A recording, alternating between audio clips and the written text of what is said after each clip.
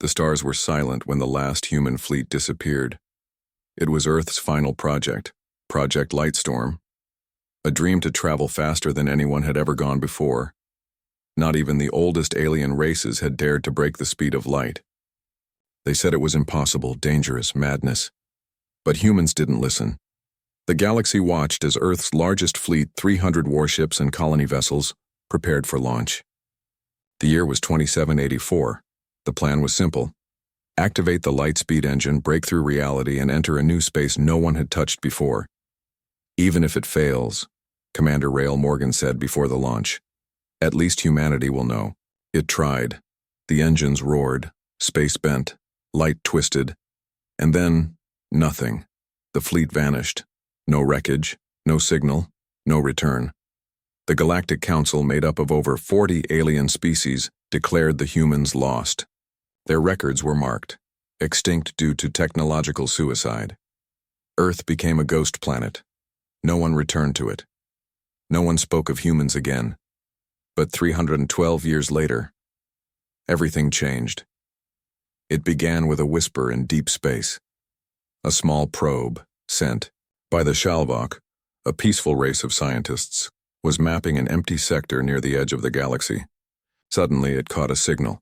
It was weak, old, broken, but clearly human. Fleet, lost, returning. The Shalvok didn't understand. Humans were gone. This had to be a mistake. They sent a research ship to investigate. The crew joked nervously. Maybe we'll find ghosts, one said. Another laughed. Maybe they finally turned around. But when they reached the source, the laughter stopped. In front of them was a tear in space, like a scar across the stars. It pulsed with energy, dark and strange. It wasn't natural. The ship's sensors went crazy. Then something moved inside the tear. Something big. The crew barely had time to send a single image back to their homeworld. A shadow of a massive ship, larger than anything ever built, glowing with a red core. Then the screen went black. No signal. No survivors. Panic spread fast. The Galactic Council called an emergency meeting. Old empires, rival species, and neutral worlds all gathered. They argued, shouted, and blamed each other. But one thing was clear. Something came back, and it was human. Only. It wasn't the same humanity the galaxy remembered. In secret, the Karth Dominion, a warlike alien empire, sent a fleet to destroy the space tear. Their warships entered the sector armed with everything they had: plasma bombs, energy disruptors, gravity rippers. Within minutes, every ship was gone, not destroyed, erased. Even the black box data vanished. The galaxy was no longer laughing. More signals began appearing. Soft, echoing messages in old human code. They weren't cries for help. They were warnings. Human fleet approaching. Systems will be observed. Prepare for judgment. And then, the galaxy forgot us. But we remember everything. Entire sectors went dark. Satellites blinked out. Communication lines failed. Someone, or something, was shutting the galaxy down piece by piece, and it was headed toward the core worlds. Back on Earth, something had changed. Long ignored, the planet now showed signs of activity. Satellites were powering up. Defense systems were online. A beacon pulsed from the old ruins of Project Lightstorm. Aliens who dared to land on Earth found nothing alive. Just silent machines watching the sky. A single message played on repeat in every human language. We went beyond light. We saw the truth. Now we return. The galaxy shivered. Who were these humans now? Were they alive? Or something else? And what did they see out there beyond light speed? No one had answers, only fear. Because what vanished at light speed was finally coming back. The signal didn't stop. Across the galaxy, deep space listening stations started picking up strange echoes, not words, not music, but patterns, like a heartbeat from the edge of space. Boom, boom, boom.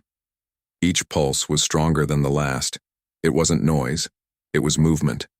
Something was waking up, on the planet Trenzer 5, An old warship graveyard sat cold and forgotten. Ships from ancient battles floated in silence, rusting in the dark.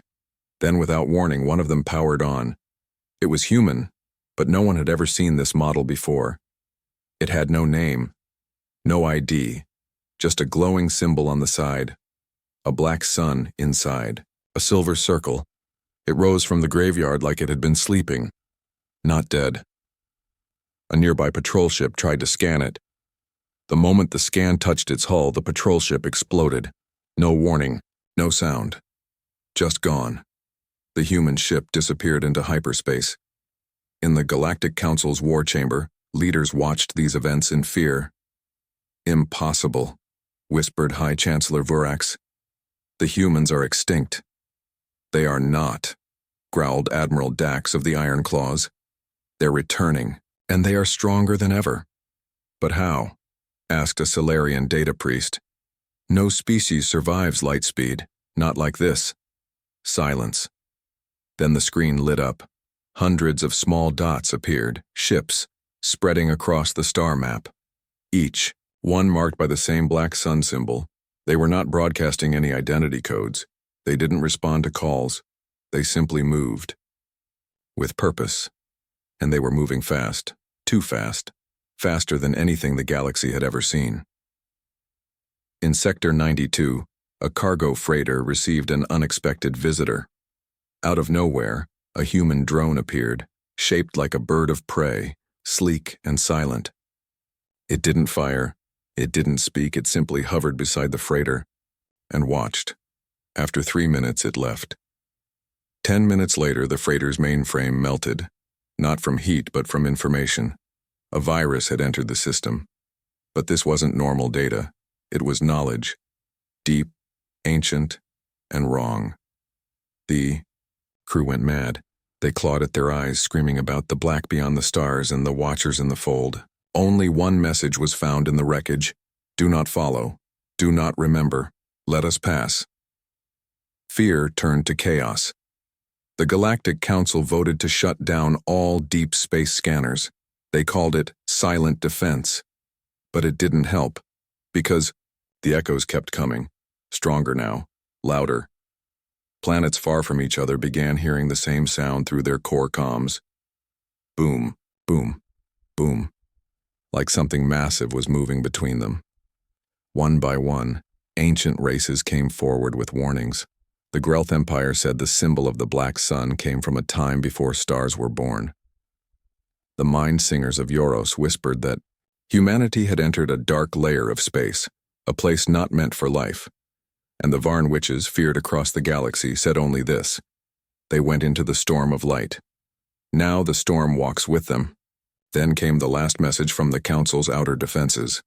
A giant station floating on the edge of the galaxy picked up a direct transmission. It was in perfect galactic common, but it came from inside a black hole. Humanity is no longer behind you. We are ahead. We are the future you feared. The camera feed from the station showed a final image. A human face, but not human. The eyes glowed like dying stars. The skin shimmered like metal, yet moved like flesh. It smiled. Then everything went dark. Some say humanity became machines. Some say they became something more. But all agreed on one thing. Humanity had crossed a boundary no species should touch, and whatever they had become, they were no longer asking for permission. The stars trembled.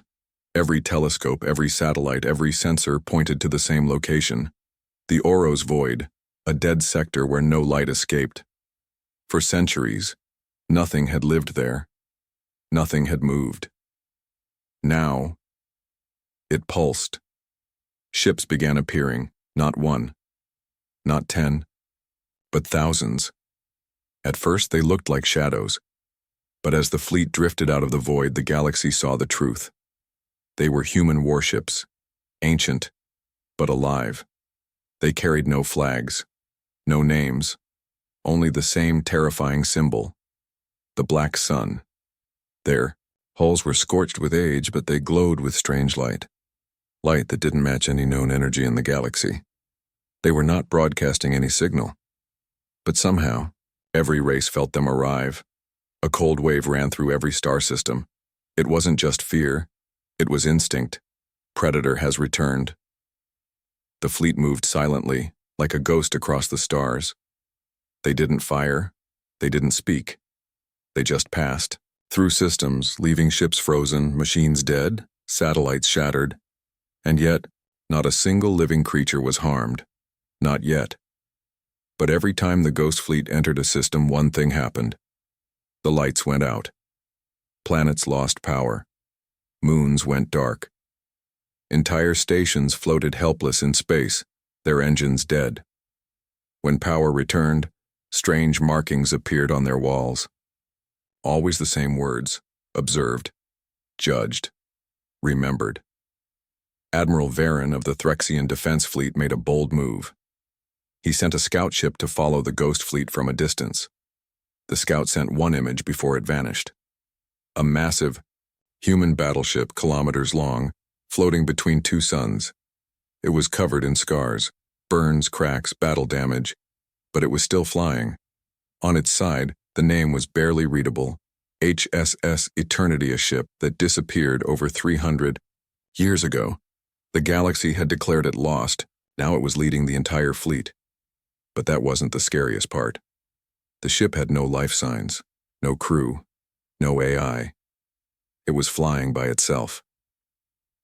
Meanwhile, back on the galactic capital world of Lysera Prime, panic was spreading. Citizens flooded the streets, screaming about ghosts in the stars and the revenge of Earth. A group of alien historians pulled up old human records, logs, missions, even Earth's last speech before the Lightspeed launch. They found one line buried deep in an encrypted file. It read, "If we fail to return, know this. It means we found something worse than death." That's when the core net, the largest data system in the galaxy, crashed. Not from attack, from overload. Because every terminal, every screen, every device now displayed a single phrase: "You watched us disappear. Now you will watch us return." The Galactic Council held an emergency vote. Some wanted to fire preemptively, some wanted to beg for peace. Others said it was already too late. Then came a message. Not a broadcast, not a transmission, a voice, inside every mind across the galaxy. Tew spoke one word: silence. And everything stopped. Ships froze in space. Communication lines dropped. AI cores powered down. For exactly 1 minute, the galaxy was quiet. No noise, no data, no movement. Then it ended. Life returned, but fear had already taken over. Later, 3 civilian cargo ships spotted the Ghost Fleet moving past a red dwarf system. They reported a strange formation, thousands of ships moving in perfect shape, like a marching army. No randomness, no errors. Each ship followed the other exactly, like a single mind, like a machine with a purpose. One of the captains recorded a final message before his signal was lost. They're not coming back to talk. They're coming to finish something. The question now wasn't if humanity had changed. It was, what did they become, and who taught them how to return? Thou. Ghost Fleet kept moving. No planets were attacked. No shots were fired, but still entire systems fell into panic. People fled their homes. Armies powered up ancient weapons. Leaders prayed to gods they didn't believe in anymore. And still, the humans said nothing. Until now. In the Karen Belt, a small alien scout fleet floated in the dark. Their mission was clear: make contact with the approaching human ships, observe, communicate, maybe even make peace. The Karani were diplomats, masters of language and culture. If anyone could talk to the humans, it was them. Their lead ship opened a channel. "Unknown fleet, this is the Karen Unity. We come in peace. We offer open discussion. Please respond." No reply. They tried again and again. Then, something answered. But it wasn't a voice, it was an image. The screen turned to static, then cleared. A human stood there. No name, no rank. He was old. Skin like cracked stone. eyes pitch black. He didn't blink. He stared through the screen and said only this: "You were silent when we vanished. Now you want to speak. We remember." The feed cut. 5 seconds. Later, the Karen fleet's engines shut down, not from damage, from design. Someone or something had rewritten their core systems and left one line glowing on every screen. This is not a war. This is a return. The Galactic Council scrambled. This wasn't an attack, not yet. But it wasn't peace either. It was a message, and not everyone was willing to wait. The Korthak Legion, an aggressive alien empire, sent 50 warships to confront the Ghost Fleet. They believed strength was the only language humans respected. Their flagship Iron Shadow hailed the human armada.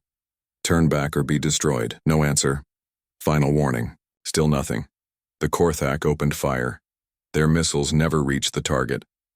The moment the first warhead lit up, space itself bent. The attacking fleet disappeared. Not destroyed, not even damaged, just gone. No wreckage, no escape pods, no radio signals. 1 second they were there, the next they weren't. All that remained was a wave of black energy that rippled across space, and a message appeared across the stars. "This galaxy forgot us, but we never forgot the galaxy." Meanwhile, deep in the hidden vaults of the Tayari archives, an old secret was revealed. An ancient race, older than even the humans, had once warned of a lightstorm path, a road through reality that bent time, space, and thought. It was not meant to be traveled. The archives described travelers who entered it and came back no longer themselves, changed, enhanced, cursed. One line stood out: "Those who return from light bring the dark with them." On the edge of Sector 51, a small child on a farming planet looked up at the sky. "Mom," he said, pointing, "the stars are marching."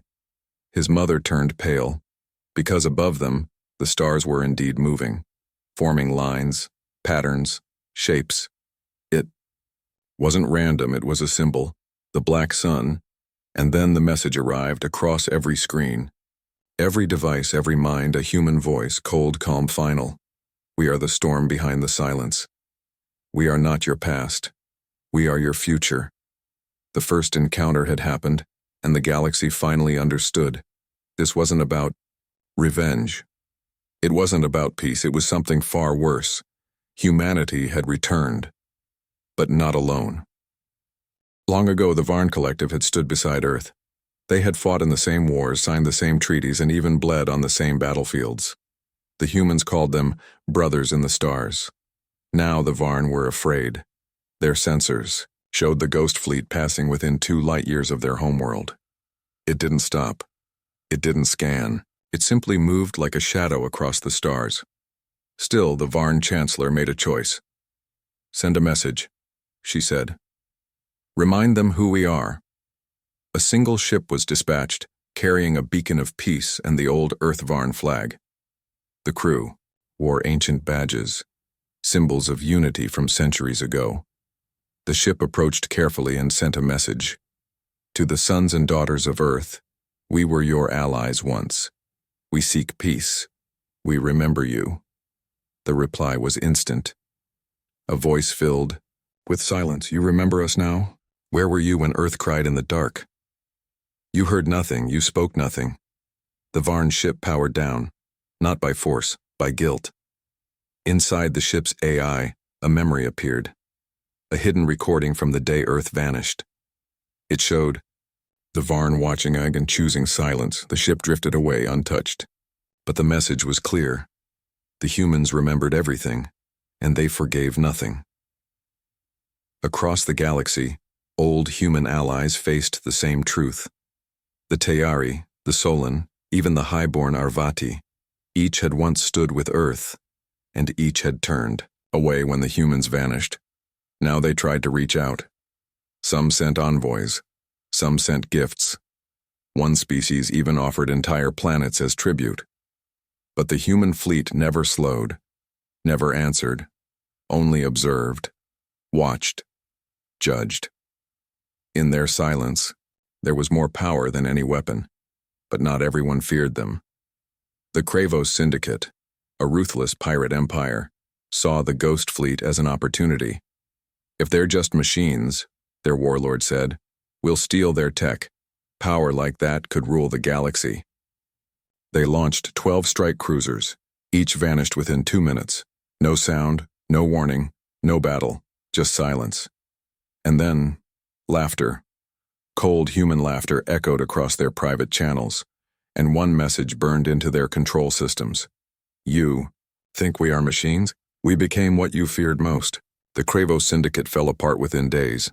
Then came something stranger. On the frozen world of Nisari, an ancient human outpost powered up for the first time in 300 years. Alien scientists, long stationed there, were shocked when the base activated itself. Inside the underground vault, they found something terrifying, a message written 300 years ago by human hands, describing current events, fleet movements, alien responses, even exact words spoken by council leaders. How could they know? One researcher whispered. Then the final line appeared on the wall, glowing faintly. We are not ahead of time. Time is behind us now. The Galactic Council broke into chaos. How do you fight something that sees the future? How do you negotiate with someone who remembers your silence better than you do? And worst of all, how do you stop a force that hasn't fired a single shot, but has already crushed entire civilizations with fear alone? On a distant moon, a child asked her grandfather, "Why are the stars moving?"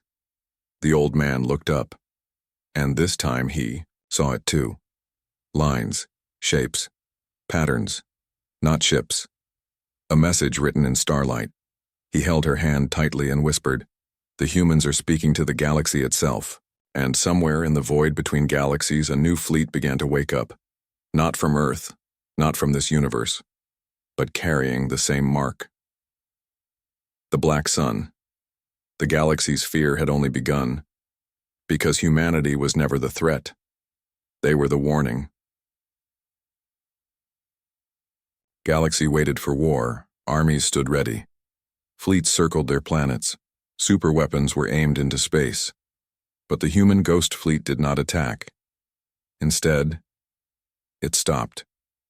Every ship, every drone, every shadow froze in place like statues in the stars. Then, a signal echoed across the galaxy. Not through radios, not through screens. It entered every mind. It wasn't just a voice. It was a presence. Cold, ancient, unforgiving. It spoke in perfect, galactic common. This is not conquest. This is judgment. Across every planet, human faces appeared, on walls, in dreams, in data screens, in the sky. They weren't alive. They weren't dead. They were memories, Earth's final judges. In the council chambers of Lysera Prime, the floor cracked open. A glowing sphere rose into the room. The council backed away. The sphere spoke. You chose silence when Earth called for help. You erased our name when we vanished. You forgot, but we remembered. Then it listed names. Not random. Names, worlds, leaders, species. Each one had ignored Earth's cries for aid 300 years ago. Each one had watched as the humans disappeared into light, and said nothing. The sphere's final message. You are not being destroyed. You are being recorded. And then it vanished. In a hidden moon prison, a once human prisoner, cryogenically frozen for centuries, suddenly woke up. His body was old. His eyes were blind, but he whispered a single phrase. Earth sees you. Then he collapsed, glowing with strange energy. Moments later, the entire moon shook and vanished into a fold of space. On the desert planet of Shatun, a mysterious obelisk rose from the sand. It wasn't made of metal or stone. It pulsed like a heartbeat. Aliens gathered around it. Suddenly, it projected a hologram of Earth, burning, broken, abandoned. Then it turned to show their own planet, in the same state. A voice followed. Your future will reflect your past. Within hours, all digital systems failed. All ships shut down. The people could only watch the stars and pray the ghost fleet would pass them by. Back on Earth, a storm formed over the ruins of Project Lightstorm. Not a weather storm, a gravity storm, one that bent time and space around the planet. Old satellites fell from orbit. But deep beneath the surface, something was waking up. Machines, ancient AIs, data cores full of memories. Earth wasn't silent anymore. It was watching, and it was sending its final judgment to the stars. Meanwhile, 3 young alien explorers found a derelict human ship drifting near a gas giant. They entered it carefully. Inside, they found no crew, no weapons, only a room full of glass cases. Each one held something different. A shattered helmet, a child's toy, a blood-stained flag, and beneath each item was a word: betrayed, abandoned, erased. The explorers ran. Behind them, a screen flickered on. A message appeared. These are the reasons we returned. Back in the core systems, time itself began to ripple. Stars blinked, moons shifted, entire systems paused, then continued.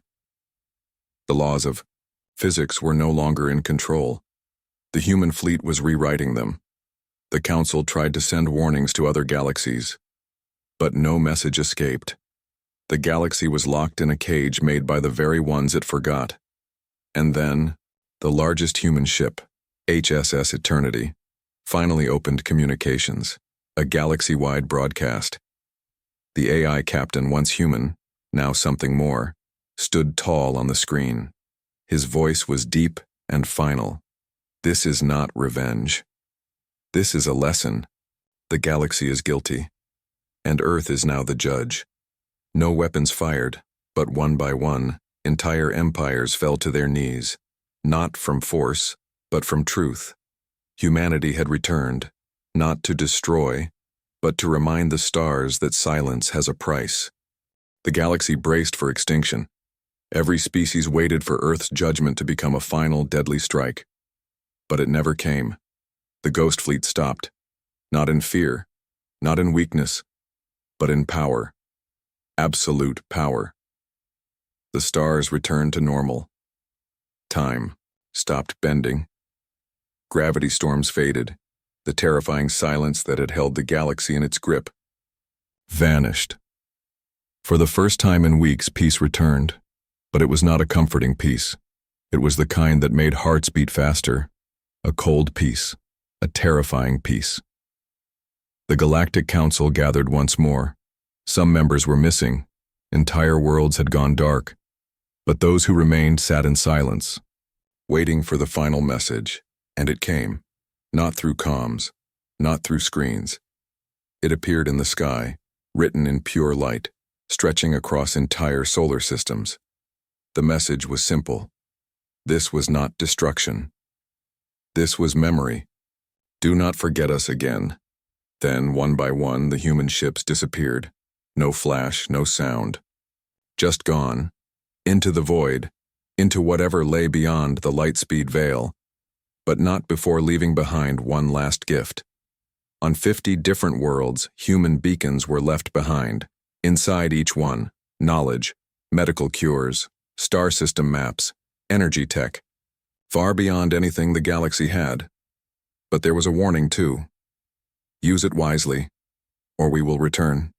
The message pulsed in every known language, then went silent. Some species tried to destroy the beacons. They exploded instantly, turning entire planets to glass. Others chose to protect them, build temples around them, and call it holy knowledge. A few ignored them completely, but all remembered, because Earth had returned not with war, but with a test, and the galaxy had barely passed. On the now rebuilt Earth, under a black sky filled with stars, a lone figure stood. She looked human, but her eyes glowed with something more. She was the last daughter of the Lightstorm fleet, and beside her stood a gateway, an arch of dark energy that pulsed like a living thing. She placed her hand on it and whispered, "We taught them fear." Next, We teach them truth. The stars above bent slightly, as if listening. Then the gateway opened, and humanity, now something greater, stepped into the next unknown. Back in the galaxy, peace returned, trade resumed, armies stood down. But every time a ship entered deep space, every time a signal echoed too far into the dark, every time a child looked up at the stars and asked, "What's out there?" the same answer whispered through every mind. They are still watching. They never left. And next time, they won't knock.